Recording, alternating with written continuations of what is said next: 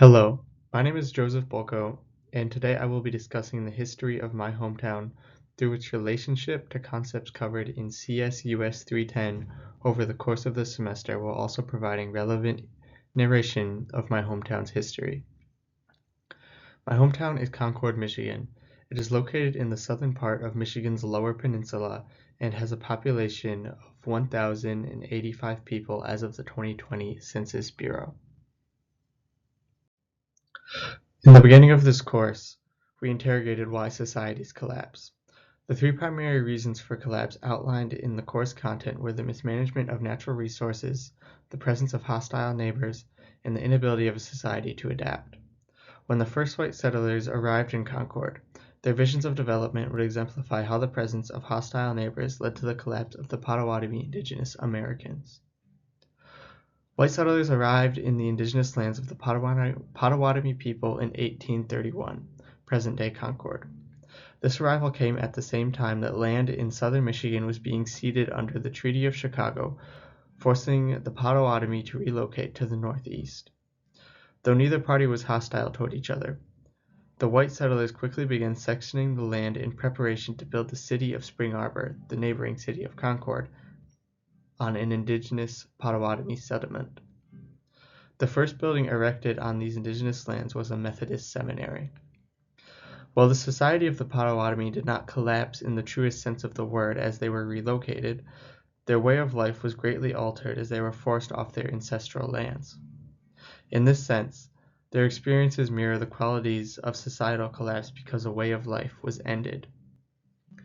On the slides, the map depicts the relocation of the Potawatomi people, and the two images are of the Falling Waters Park, which is a park commemorating the ancestral burials of the Potawatomi people in Concord Township. The history of Concord and the identity of its residents is largely centered on the principles of agrarianism. In Reflections in the Pond, an ethnographic documentation of Concord's history, the authors emphasize how the initial settlers helped each other to build the first homesteads of the village. This focus on community before the individual is exemplary of agrarianism in rural societies and is a principle that remains prominent in Concord to this day.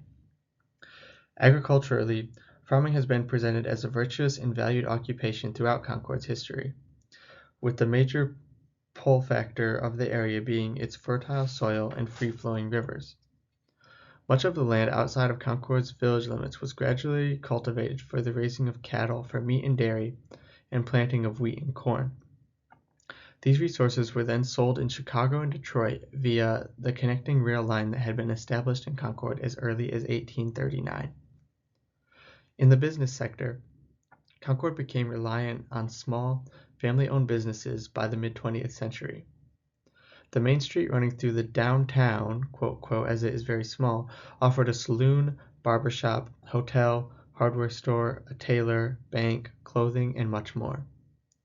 Worth noting is that none of these businesses were ever bought by larger corporations, but many closed as a result of a globalizing economy in the later half of the 20th century. On the slides is the Jowers feed mill, and as you can see, there has been little changes in the past century, which is cool to see in a small town. Discussions of food systems in rural towns can be interesting, as their remote location can make access to food difficult. Leading up to the 20th century, residents of Concord supported themselves agriculturally and by the use of preservative practices such as canning. Any food that came from outside the village arrived by train or wagon. The first variety store opened in Concord in 1892.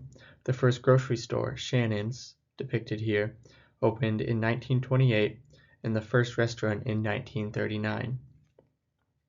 Particularly at the variety store and grocery store, food was sold in bulk behind a counter and measured before being bought. Men often had to spend the daylight hours in the farm fields, and so their wives would be responsible for buying the necessary ingredients to prepare meals.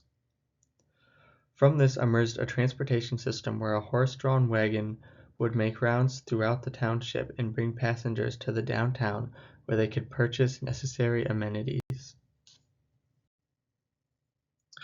In Another way that Concord residents retained access to food was through the use of vegetable gardens and the cultivation of orchards.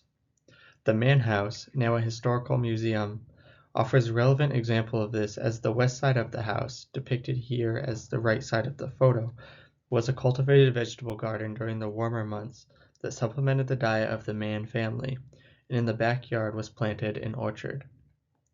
In the present day, many Concord residents still cultivate vegetable gardens and grow fruit-bearing trees.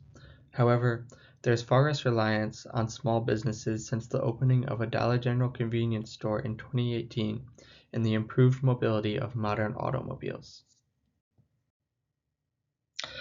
These are the sources that I use in the creation of this project. I know that they're small to see, so I will attach them to the script that I wrote and submit them along with this presentation. Thank you, Dr. Perry, for this very fun semester, and I enjoyed this class very much.